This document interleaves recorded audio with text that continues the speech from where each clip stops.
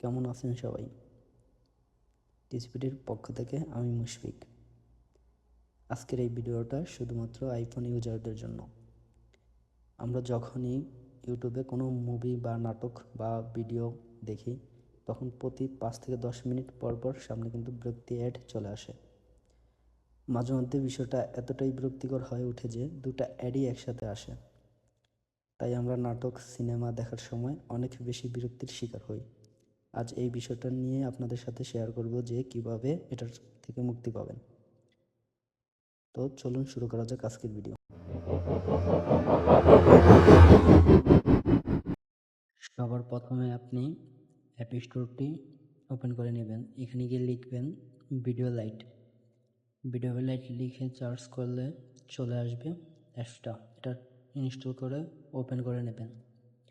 Open করার পর শুরুতেই 4 থেকে 5 সেকেন্ডের একটা অ্যাড আসবে, এটাকে স্কিপ করে দেবেন। স্কিপ করার পর ইউটিউবটা ওপেন করবেন। এখানে আপনার জিমেলটা লগ ইন করবেন। কোনো অ্যাড ছাড়াই ইউটিউবে ভিডিও দেখতে পারবেন। ভিডিওটা ভালো লাগলে লাইক, কমেন্ট অ্যান্ড সাবস্ক্রাইব করবেন।